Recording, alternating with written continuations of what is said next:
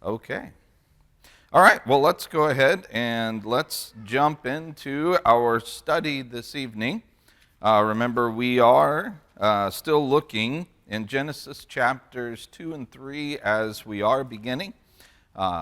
Remember, what this study actually is kind of beginning an overview of what the entirety of the Bible is, the story, particularly focusing on going through the story in the old, what we call the Old Testament.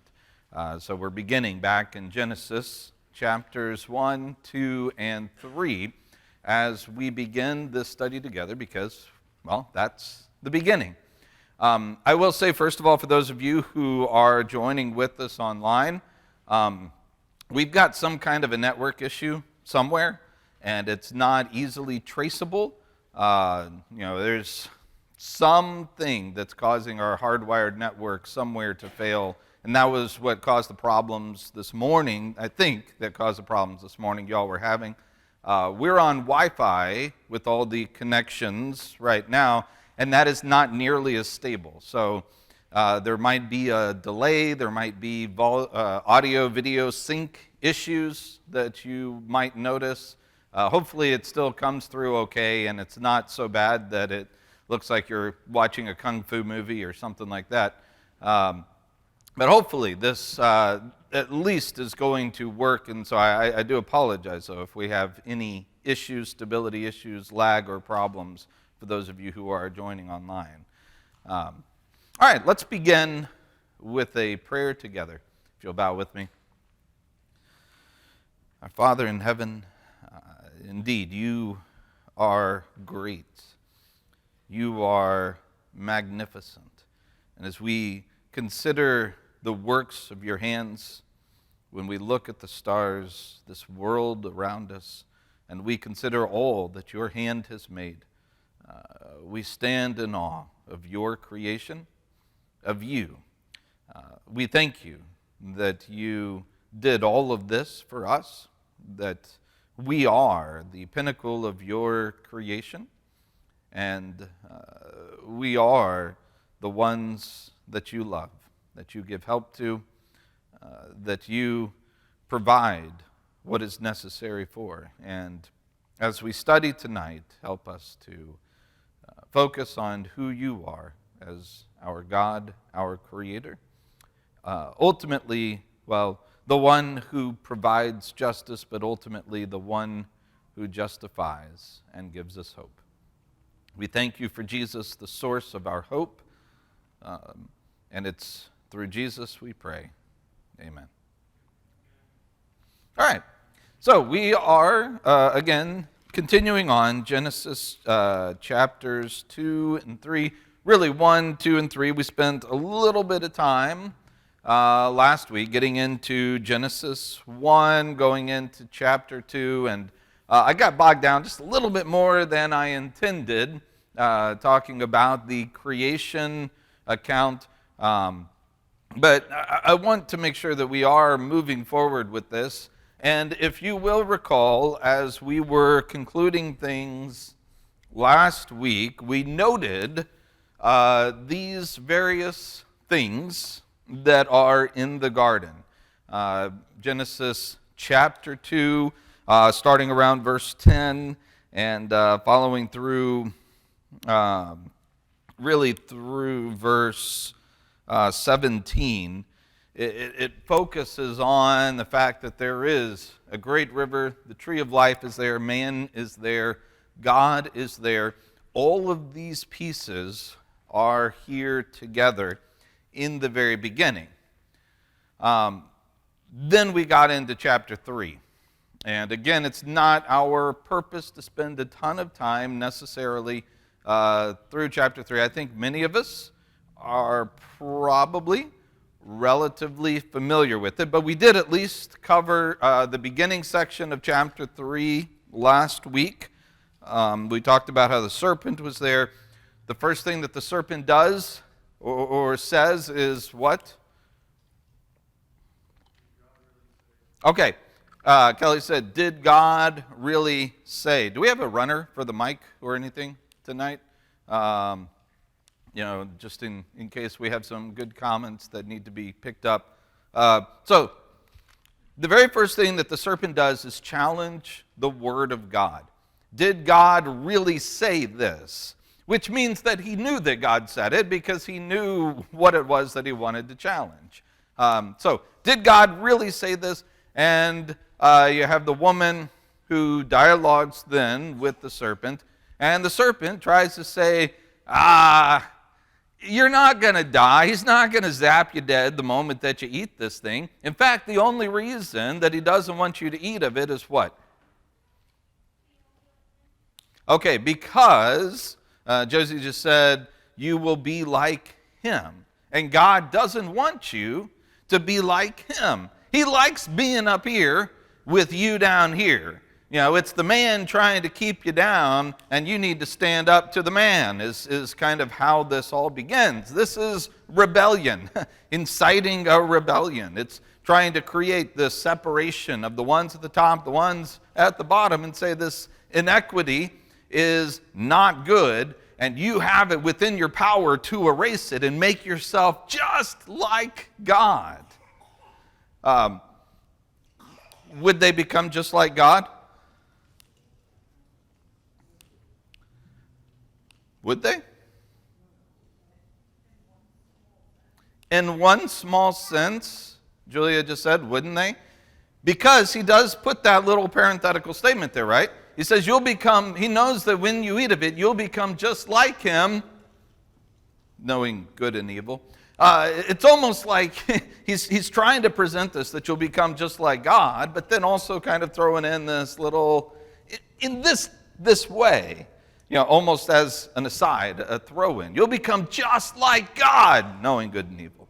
And that sounds good to them, to be just like God. When they eat of it, do they become different? In what way? They now what? They now know good and evil. I mean, what it is that Satan said, that happens. That comes about. There's actually some validity to what it is that he tells them. By the way, when they ate of it, did they die? Did you say no? That's right. Good job, Everest. Man, she's on fire again tonight. Yeah, they did. They weren't zapped dead. They didn't just die just like that. They continued to live. So far, what the serpent has said to them, isn't it pretty accurate? You're not going to just get zapped dead. You're going to be like him in the way that you know good and evil. And so we then continued to talk about, I guess we didn't put it up there, but he then confronts the man, and the man blames whom? The woman and God, right? This woman you gave me, she gave me to eat, and I ate of it. So he then turns to the woman. Who does the woman blame? The serpent. And then he turns to the serpent. Does he blame or ask the serpent anything? No, there's no, why did you do this? The serpent doesn't get what it is that Adam and Eve get. There is no help for the serpent in what it is that the serpent has done, in the same way that this is setting up something at least for the man and for the woman. So let's talk now. I'm going to keep this up here for just a bit. So we're just going to move over to this side of the board. You can ignore this for the time being. We'll pick it back up later, but ignore it for the time being. When we look at this, in verse 15, who is he speaking? To whom is he speaking?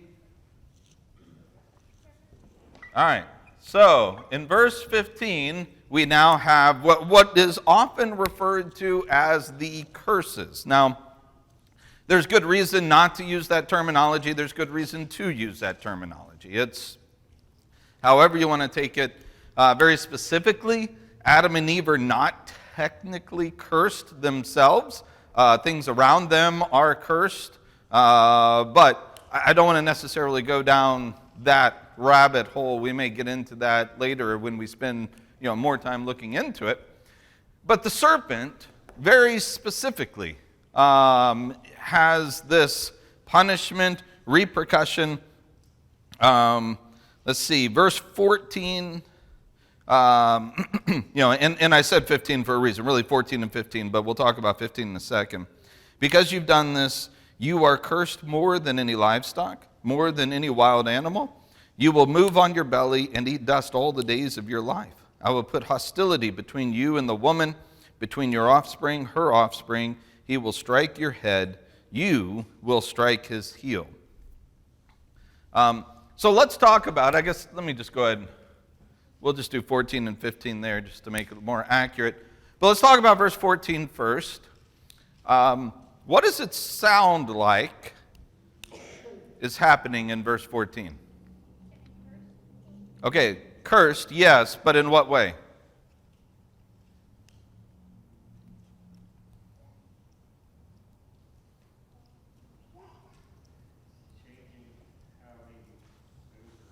Okay, Kelly said changing how he moves around. Jeff, do you have anything different from that? No, I mean, just... we got a mic right by you. There you go.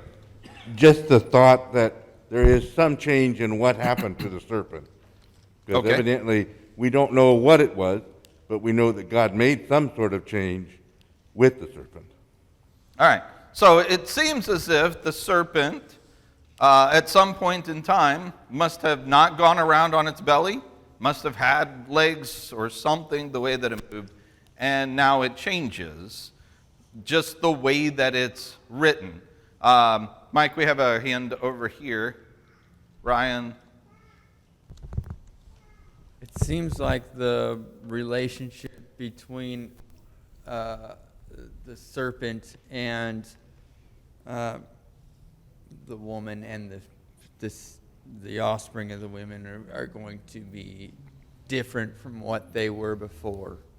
Yeah, very good. Save that for just a second. I'm separating out verses 14 and 15 so that we can give 15 its proper due in just a second. But Ryan, you're absolutely right as far as when we get to verse 15.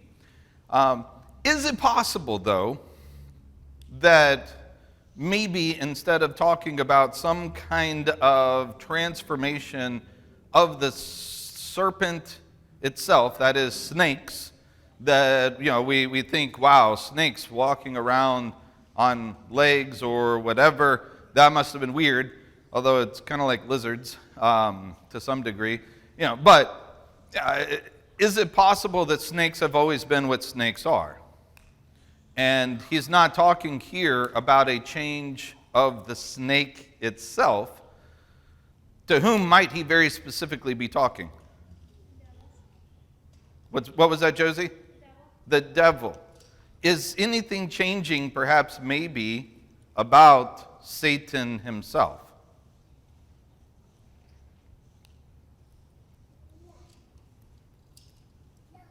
Any ideas or thoughts?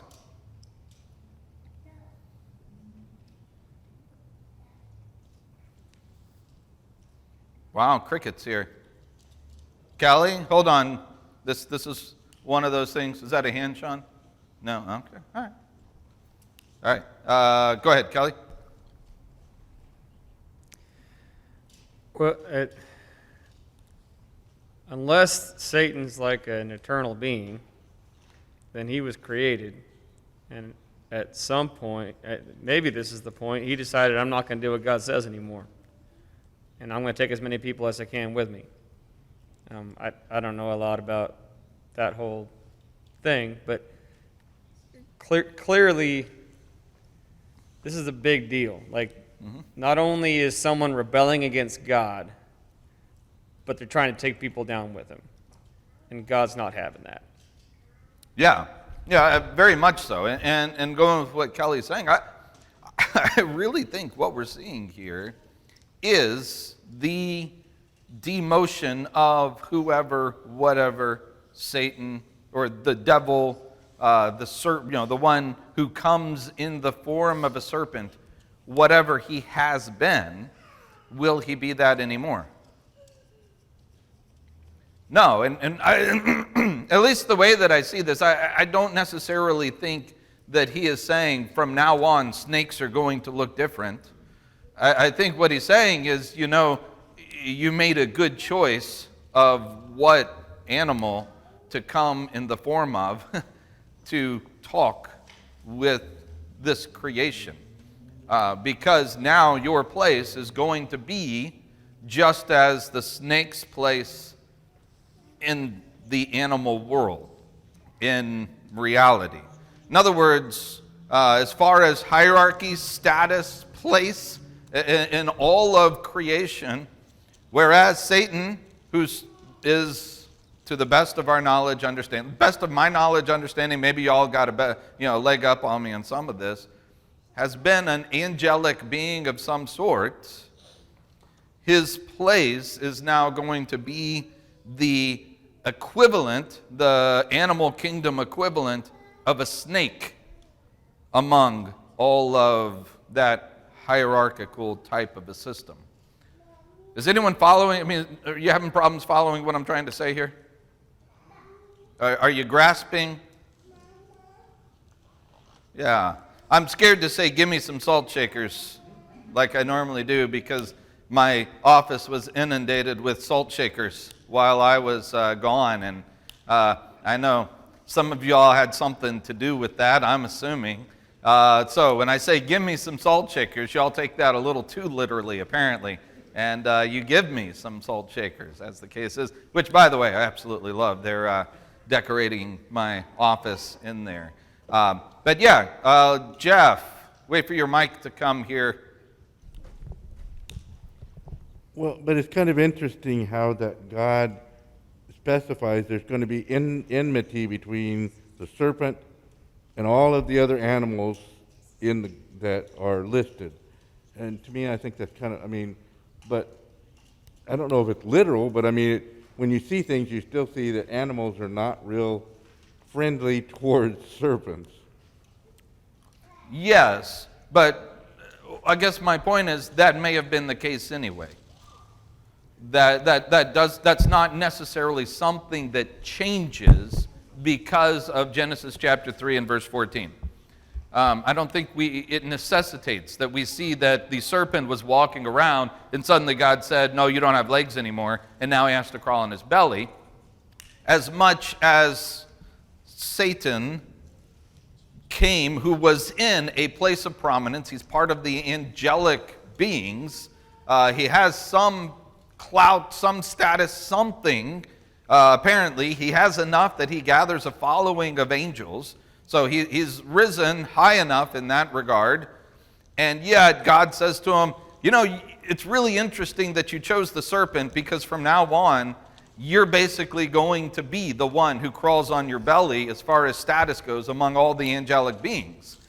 You've now been demoted from wherever you are to the lowest possible place. And from now on, as far as your reality goes, it's going to be the proverbial equivalent of eating dust the rest of your life. And so I think that this is perhaps what's taking place. Mike, we got another hand over here. John, is your hand? I can't tell. Okay, so after Kelly, then John, and we'll let Mike get some exercise in here. So go ahead, Kelly. I don't know what kind of respect the devil had before in this viewpoint you're sharing with us. But the only respect that snakes get from most of us is the fear of what they can do to us. Most of us don't think snakes are really cool and want them for a pet. Some people do. Most of us don't. I think rattlesnake. I think cobra. I think... I respect them because they can hurt me, but it's not a kind of respect like, I want to be like them. Right. And I think that's part of what he's doing here too, is saying, whatever status you had, all you got now is people are going to be scared of you if they know who you really are. Yes. Yeah, I think that's exactly it. is a demotion to the lowest. Yeah, go ahead. I know you don't want to go to verse 15 yet, so I won't go there completely. But could this be, I never thought of it before, but could this be a messianic intervention on God's part in telling what is right and what is wrong? And now that Adam and Eve partook of this, they know that between good and evil. Mm-hmm. And so God's going to set it up between Satan and himself, and he makes this intervention of Christ in verse 15 that heads on down, this imagery between the woman and her. Is that a continual thought from verse 14? I never thought of it that way before, but I did some cross-referencing just now. Isaiah and Micah do think that it may be a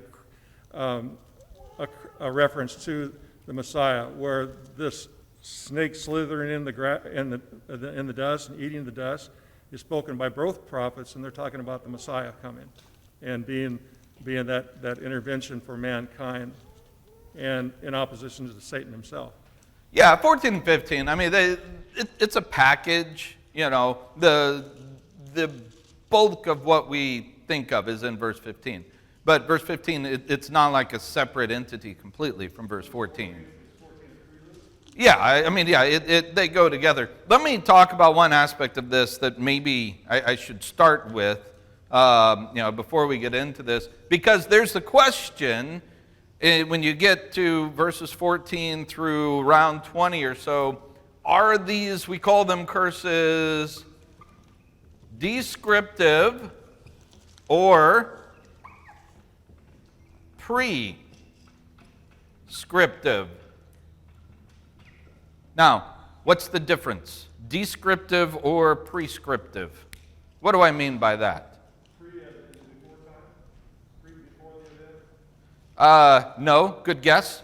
But, you're taking, obviously, this pre is a before, prescript on there.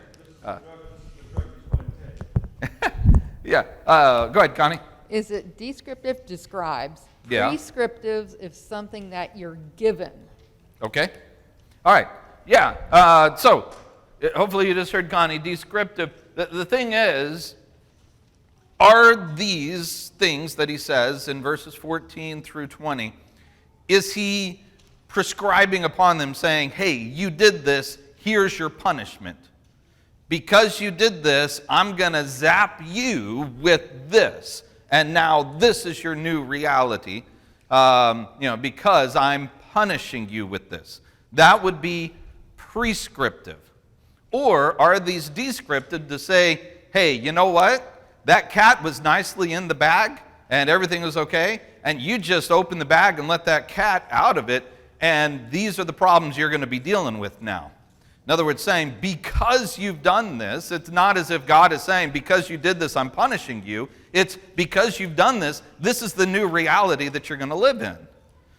Do you see the difference between prescriptive or descriptive and how we understand this? And this is a big discussion to have. Are 14 through 20 supposed to be seen as punishment? That is, God says, I'm changing things now to hurt you in some kind of a way, to punish you for what you've done, or is it descriptive? What are your thoughts? Yeah, go ahead. Mike's coming up here with the mic here. John's got a thought on this. Go ahead, John. The language tends to just be describing what was going to happen to the agents involved. Not only man, who knew now that they were naked before God and man, because they took of that fruit. That's the first thing that's odd. That's the first thing they bring up.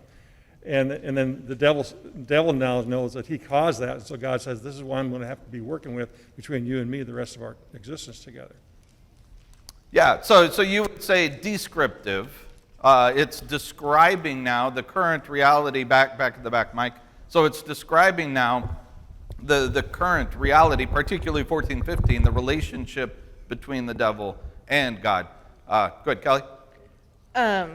So to your exact question, I think it could be either. I don't know that we have a way of knowing. And in the end, what's happening is going to happen. So I don't know that it matters a whole lot. But a question, since in this particular instance, I kind of see them as almost the same. because God set up the rules of the universe. So either he's actively giving them a punishment for what they did right then, or he kind of pre-set up rules that might happen in the situation if somebody broke the rules and they're getting them. So either way, it's a consequence that came from God. It's just, did it happen? Did he give it to them in the moment, or did he set it up ahead of time, and that was just when they kind of triggered it? Okay, I can kind of see what you're saying, and I can buy that argumentation, but I think it does make a difference in how you interpret them. Do you see this as the active hand of God in punishing, or do you see this as a God who, I guess the way that you said it, had the repercussions set up as part of a system to begin with, and then once that system is triggered, it's enacted, then it comes into play? It does affect the way that you read these, not just verses 14 and 15, but the way that you understand, in particular, verse 16, I think really, with the woman, and then even death, with 17 through 20, as far as with Adam. I can't remember if it's Dale or Dave who had. Dale, go ahead. I don't have a definite opinion on the descriptive. Okay, well, never mind then. No, go ahead. But what I have is very valuable. No, God did say, because you have done this. Mm-hmm. He said that to Satan, and he said that to the man. I just want to throw that in there. Yeah, and that goes with, I think, what Kelly was just saying a second ago, in that whichever way you look at it, this is from God. That's fair, Kelly. Is that? Yeah. Whichever way you look at it, this is from God, either the way that he established the system or his very, specific, Kelly up here, either his very specific, pointed look at it. So, go ahead, Kelly. But if it's prescriptive, which is kind of the way I always thought of it, right? Then you follow the logic out. Then he smote them, and then he had to fix it. Mm-hmm. And he was just trying to fix the problem, which is true. But if you look at it the other way, he was really enjoying hanging out with his creation in this beautiful place that he'd made. And he just wants to get it back. Mm-hmm. He wants that relationship back. So, I don't know. But it does matter. Because either you've got an angry God who's smiting and then trying to fix things, or a God that's like, okay, we gotta make this right somehow now, because I don't want my kids to be gone. Yeah, I think that's a valuable perspective to look at this and to see the picture as a whole. Remember, is this the point that God said, okay, let's start thinking about Jesus? No, we know that occurred when? Okay, before the foundations of the world, right? We know that that's the case. And this goes back again to what Kelly's saying, that whichever way you look at it, God had already established this is the order of things. This is what happens if you sin. This is what will take place, and already had the answer in place to work from there. Now, as I look at this, I am very strongly in the descriptive camp myself. I think what he's saying is things are going to be different now. This is the natural repercussion of what you've done. You have now set in motion a string of events that are going to lead to certain outcomes. Because you have done this, and Dale was really helping us see those words. Because you have done this thing, this is now going to be the result of that. And he's simply describing, saying, yeah, you pulled the lever, and the spring is going to go now. The trap is sprung. You've done it. and now here's what will happen. Which is why, when it comes to the serpent, I don't think God is simply saying, you know what, I'm just going to change the way you move around, and snakes are going to be on their bellies now. In my estimation, I don't think that that's supposed to be how we understand that. I think he's very specifically talking to the serpent, the one who came in the form of a serpent, the serpent with a capital S, the devil, Satan, and saying, yeah, I mean, you chose the serpent to appear? Good choice, because that is now that you have done this, you're the one by which these have fallen, and you led them into it. You are now at enmity, and you're going to be at enmity with me. And you are now the lowest of the low as far as status and everything else goes. You, among all the angelic host, everything else, you're basically now like a serpent on your belly. And that's about the way it's going to be. Now that brings us, as John was pointing out, 14 and 15 really come as a package together. But the real oomph of this is in verse 15.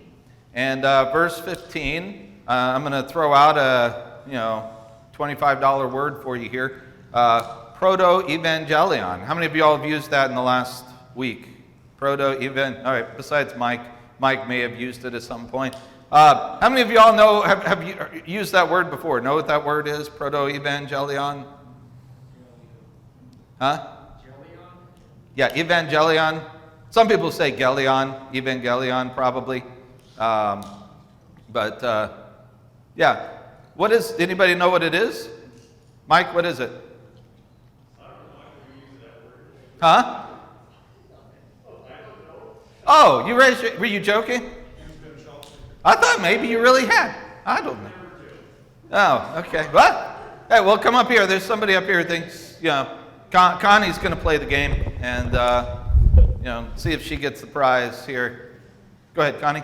According to my Bible, it says the first preaching of the gospel. Yeah, first gospel, right? Evangelism, evangelion, right? That is gospel or good news. Proto is, the prefix there, first. So this is the first gospel prophetic statement type of a thing that you find within the scriptures. This is the first time that you have a picture of what ultimately is going to take place. And what is that picture?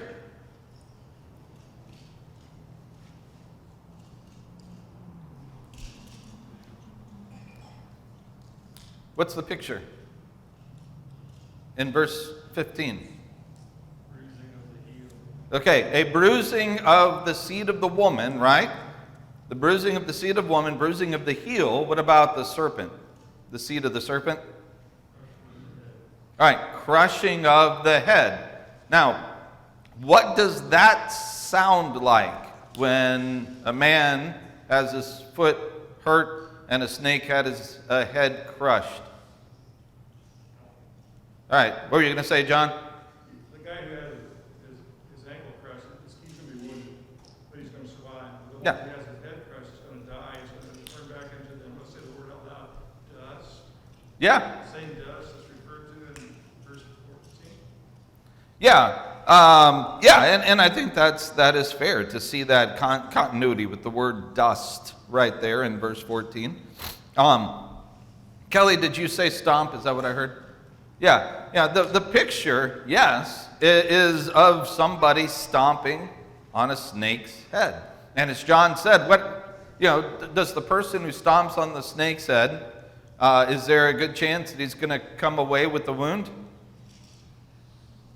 Yeah. Is it necessarily fatal? No. What about the snake? Is there a good chance that his head's going to get crushed by someone stomping on it? Is that necessarily fatal? Yeah, it kind of is, isn't it?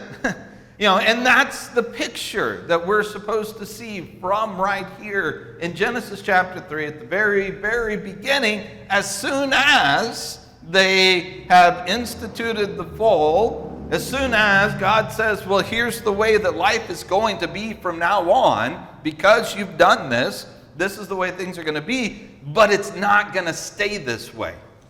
At some point, the seed of woman is going to crush the head of the seed of the serpent. In other words, there's going to be enmity between Satan and the seed of the woman that's going to last until there's some kind of final blow that takes place where the seed of woman is hurt, but not fatally so. That is, not definitively, completely, wholly hurt, but it is going to be the full demise of the serpent. Can anybody think of a point in history that, I don't know, kind of matches that description a little bit? Y'all can say it, just... The cross, right? I mean, isn't that everything culminates into the seed? That is the seed singular, as Paul makes the point in Galatians. That seed singular went to the cross and delivered the fatal blow that eventually is going to be the complete, total demise of the serpent. Whereas, even at the cross, there's pain, there's suffering, but it's not complete, total, and whole, right? So, this is the first message of the gospel. Any questions on the serpent before we move on? All right, let's go on to verse 16 then. And who is 16 about? All right, the woman. So, verse 16, he said to the woman, I will intensify your labor pains. You will bear children with painful effort. Your desire will be for your husband, yet he will rule over you. All right, so there's a lot to talk about here. And in fact, there's enough to talk about here that just in the first little bit of this, I will intensify your labor pains. You will bear children with painful effort. I'm hoping to have about 40 to 60 pages worth to talk about that section. That's what my thesis, by the way. I'm writing my thesis. It is very specifically on those two lines. And I will say this, I don't think this translation adequately catches exactly what's here. This is the CSB, Christian Standard Bible. I don't know. What do your other translations have there? I could pull it up on my phone, I guess, and look at all the different ones, but who has something different? Mike, can you, Mike Kelly? Thank you.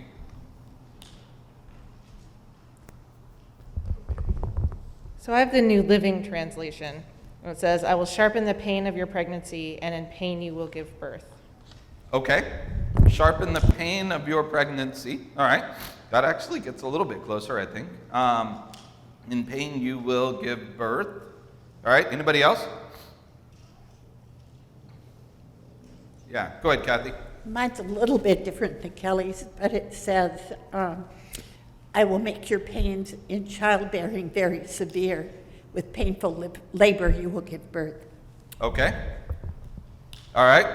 Up here, Josie has a different translation. I have New King James Version. I will greatly multiply your sorrow and your conception. In pain you shall bring forth children. Your desire shall be for your husband, and he shall rule over you. Okay. So I really like how the King James, New King James use the word sorrow and conception. Can you see, though, that there's at least some differences that are going on? Now, I don't want to get to the point where I really start talking about this because eyes will start to glaze over and we'll spend way too much time on this. So I'm going to just kind of cut back just a little bit. If I were to translate through this, and my translation's in there somewhere on my computer, but it would be more something like, I will multiply your, I'm trying to remember exactly how I worded this. I will multiply your sorrows or your griefs, and with sorrow you will, let's see, I will, probably should have printed it out beforehand. I didn't think about it, so I could make sure that I had it. Let me give you instead of trying to remember my exact translation of this, first of all, the idea of pains, I'm going to bring out the ESV. I just really do not like the way the CSB treats this.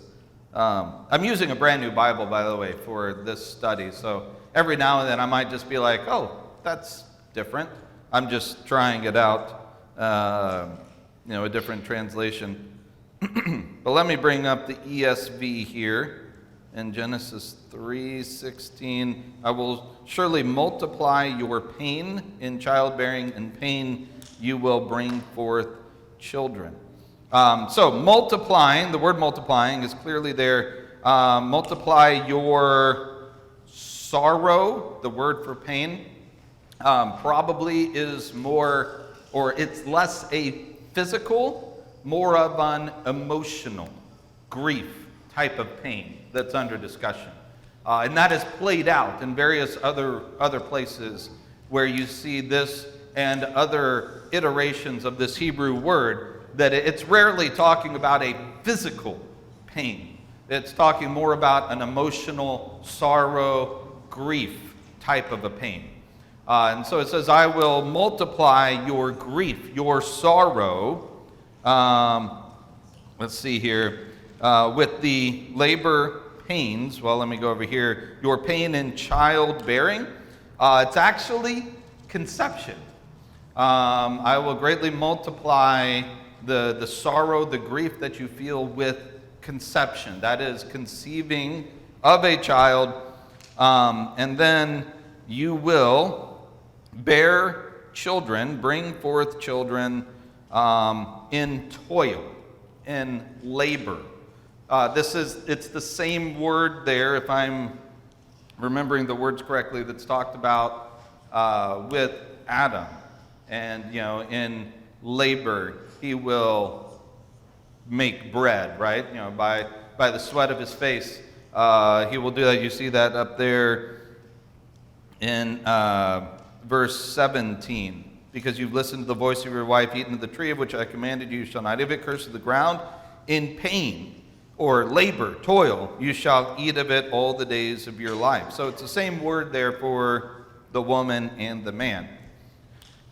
So here's the premise of what I'm going to be writing about. It's kind of sad that I can say it in just a few sentences and then I have to write multiple pages about it. I think what he's trying to say is that the whole process from conception throughout child rearing, that the conception is used kind of, it's like a metonym.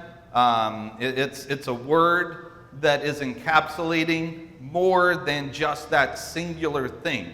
And so it says the whole process from conception through child raising, because sin is in the world, you will now suffer sorrows much more than what you would have. Can anyone back that up? If it's conception and childbearing, but also child rearing and raising, all of that, I think, is included in this. We have a hand over here. And John, did your hand shoot up as well? Okay, so we've got these two, Kelly, then John. I think I've said that before, deja vu here. Go ahead, Kelly. I'm just trying to play things out in my head. So maybe what I hear you saying is like the pain of watching that perfect little baby that is awesome and great and cute and smells good sometimes, all that stuff, and then watching them grow into a young enough adult to choose good and evil, and eventually watching them choose evil, just like God had to watch them do. Yep. Right? And then sometimes they come back quickly. Sometimes they come back later in life and they cause you a whole lot of grief. Sometimes they never come back and cause you a whole lot of grief. Is that what I hear you talking about? That is definitely a huge aspect of it, absolutely. That, yes, that's probably the bulk of it, is, how it is that this perfect, created in the image of God baby now is in a world that sin is a part of, and they will choose sin. Are there any parents, by the way, who have ever been affected by your child's sinfulness? The I hate yous, the I choose this over you, I'm going to hurt you, yeah, that happens. I think that's a part of it. John has a comment as well here. Go ahead, John. I used the word moral compass in a discussion tonight once already, and when the child uses a moral compass different than the one you presented to them that's in God's light, like the devil did to Eve, and Eve decided, well, God's given me fruit and food, and I have life. Now she finds out that God, or the Satan offers her his fruit, and what she gets is death. Mm-hmm. And her children are going to die. Mm-hmm. What a beautiful life it would be for a woman and a man to bear children without. Just use your imagination. What would it be like without sin, without the devil's temptation and the fall into that temptation? Yeah, absolutely. And that goes with the descriptive nature of this saying, look, it's not like God is saying, hey, I'm going to do this, but it's saying now that sin is in the world, these people are going to make sinful choices. Just like Adam and Eve, made sinful choices. And their kids are going to make sinful choices. By the way, do you see Eve deal with the child who makes sinful choices and causes grief and sorrow? Does that happen? Very next chapter, right?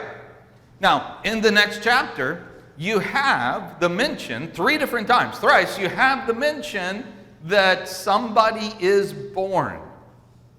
In which of those places does it talk about the very next chapter after God says, by the way, this is the most important aspect for you to understand about your conception and your childbearing. The most important thing is that you are going to experience incredible physical pain from it. So get ready. And then it happens in chapter 4, and Eve, does she say, woo-wee, that hurt?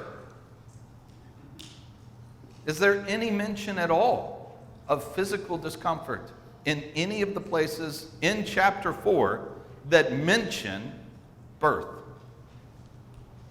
There's not. And I think that lends to the fact that this isn't talking about increasing physical pain. Because if it was, in the very next chapter, it would say, oh yeah, by the way, remember when we talked about that physical pain? Yeah, that came. Instead, it's triumphant, isn't it? When Cain is born, she says, I have made a child with the help of the Lord. Now, there's a lot of translational issues there. I don't want to go into them. But does it sound like someone who says, man, that really hurt? No, not at all. There's an excitement. There's joy. And then they have a second child and name that second child Abel. And there's nothing about any kind of physical pain or in the labor or anything, but what is in the story?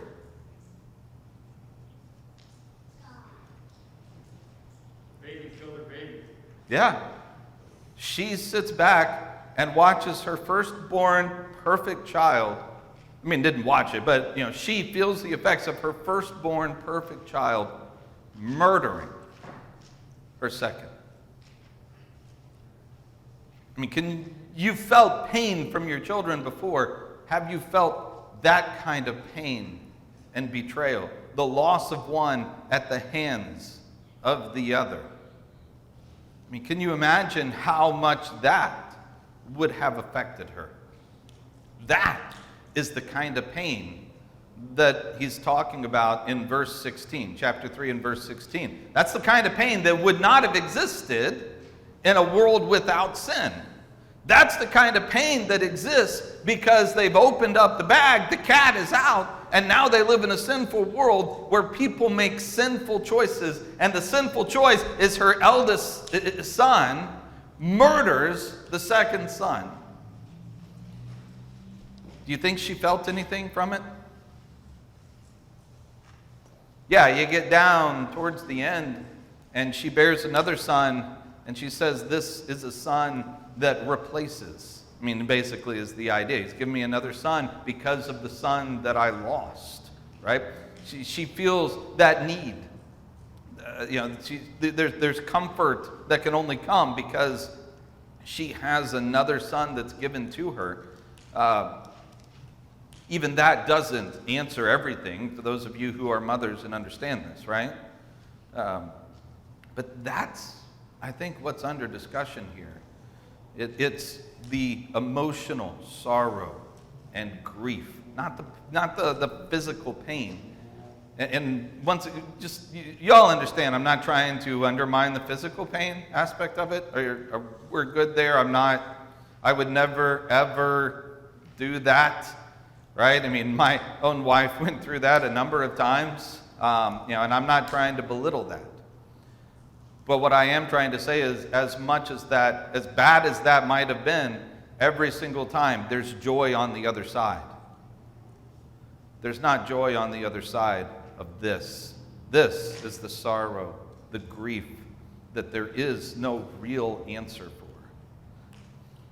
But it's not just that. Read through the rest of Genesis. Do you ever see any kind of issues regarding childbearing and sorrow or grief? What do you see in Genesis?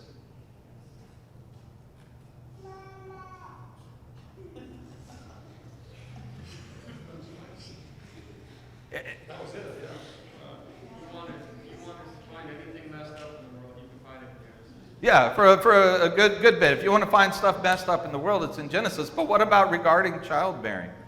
What do you see in Genesis?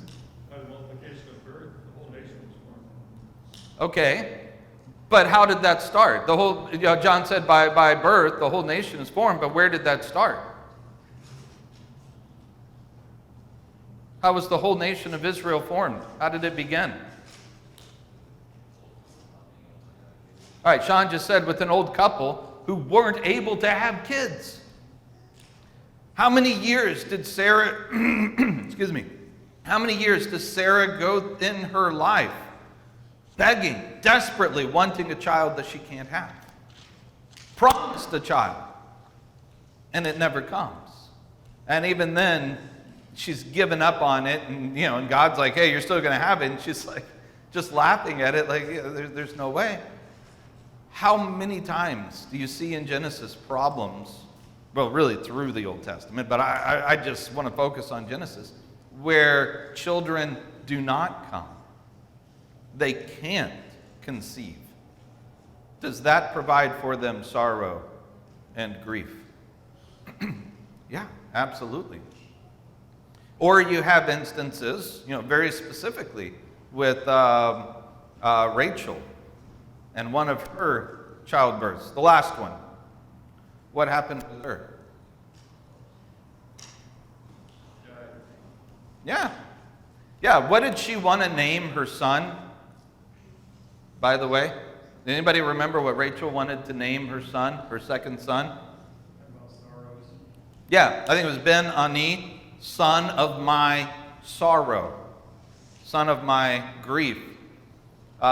And you can kind of see that Jacob, by this point in time, is just fed up with her, and he's like, no, we're not doing that. He's going to be son of my right hand, Ben-Yamin, son of my right hand. I'm not naming my child son of my sorrow. So you have that picture, but that's another aspect of grief. And this time it comes in a physical form. I mean, it does. I'm not saying that it excludes that. That's a part of it. But even then, she demonstrates grief in this. It's not just the physical pain, it's the sorrow, it's the grief that's a part of this. You have the whole situation with Sarah and Hagar that comes up because of this. And the tension that's there between Ishmael and Isaac. all of that comes because of the problems that come with raising children. Same thing with Jacob and Rachel and Leah, and the two of them, and all of their problems, which leads to what? How does the whole story in Genesis end? Whose story is it? Oh, come on, guys. Genesis ends with whose story? Joseph, thank you. Yes. Yeah. The whole, Genesis itself ends with Joseph's story, and his story really is about what? His brothers and the way that they treated him in such a vile way. And by the way, even though it's the woman, you're going to see this, with not only this one, but with the man as well. This goes across the board. It's the woman very specifically is mentioned here. Does the father also feel sorrow and grief? Absolutely. So if there's a Latin phrase, if you wanted to look it up later or whatever, ceteris paribus, that kind of says, that you're able to look at one and understand how it also affects in a similar way. I hope I used the right one. Now I'm second guessing myself. It might be another one. Dave can fix me. I think he's probably got all those Latin phrases, memorized from his years as a lawyer. Whatever works for the woman also works for the man. And whatever works for the man also works for the woman. We're going to see in the next section next week. We're not going to get to it. This is what I was afraid was going to happen when I started talking about my thesis, that we would just bog ourselves. I would bog us down in it. And it's kind of what's happened here. So, can you at least see what I'm talking about? As far as it being the grief and the sorrow from conception. And that is conception through childbirth, through child rearing, child raising. All of that is what's in play here. And because sin is in the world, the woman now is going to go through multiplied sorrows, multiplied grief, because now her perfect children, as Kelly was saying earlier, they are now going to be raised in a fallen world, and they're going to make sinful choices. All right, we're going to pick up with the second part of verse 16, and we'll pick up steam again. That's not part of my thesis. I'm not worrying about that, so we'll be able to fly through that and through the rest of it, and hopefully cover next week what I intended to cover tonight. So, any further questions or comments before we close this part up and hand it over to Richard? All right. Thanks a lot, guys.